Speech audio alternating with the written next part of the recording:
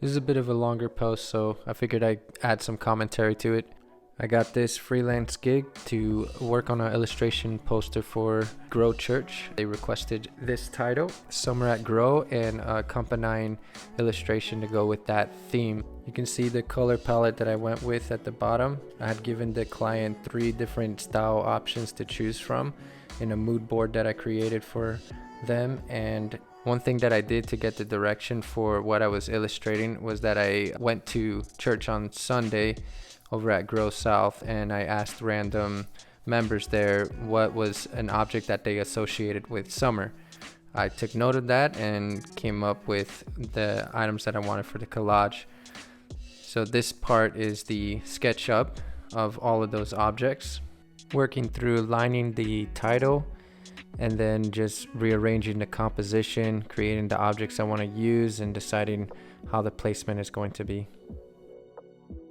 At this point, I start doing the fill-ins. So I'm using Adobe Fresco, and I just go one object at a time doing the fill-in, adding the colors. So fill-in is just basically doing the solid colors. As I'm figuring out what items I want to add, kind of thinking through how I want to arrange those objects into the collage where it still makes sense. One thought that I had was, what if the sun was merged in with the beach ball?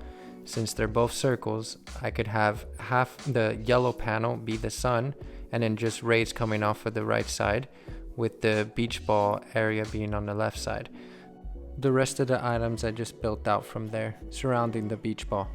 You can't see this in the video, but every time I'm changing colors, I'm sampling the color palette that I had picked off screen and using that with my brushes. That's just to help me make sure that I keep using the same 5 colors. At this point, I start to test out different brushes to see which texture I like for my shadows and highlights. And when I do shadows and highlights, what I typically do is I select the solid color of each item one at a time, and I pick a darker version and a lighter version of that color.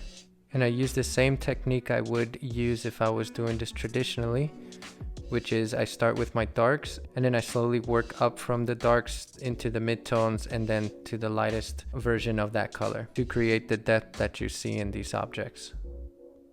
After I finish all the texturing, then I add some final detail work, adding some shadows that make it look like all of the objects are in the water, coming out of the water. And that's it. That was the end of the poster.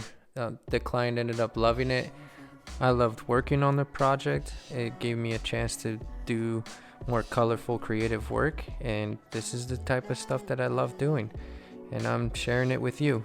This is one thing that I don't typically do. I never used to share a lot of the artwork that I did, and this project itself was a result of me sharing with other people that, hey, I'm actually painting again. I'm a designer, I'm an illustrator, and I enjoy doing all of these things. And this was a result of me telling other people that this is something that I enjoy doing. So the entire series is going on through the month of July and will be shown at Grow Church. If any of you are in the area, go check it out. They'll be displaying this on posters. I heard this may be made into a shirt, and they'll also be showing it on screens and all these supporting assets. So thanks for watching this far. I hope you enjoyed this video and learned something new out of it. If you're interested in hiring me for an art or illustration job, visit my website at chrisalonso.com. I've been keeping that up to date lately to showcase my recent commissions and art project LØNE, which is just me allowing my imagination to run wild using my colorful jellyfish to tell stories on traditional mediums. Thanks again and have an awesome day.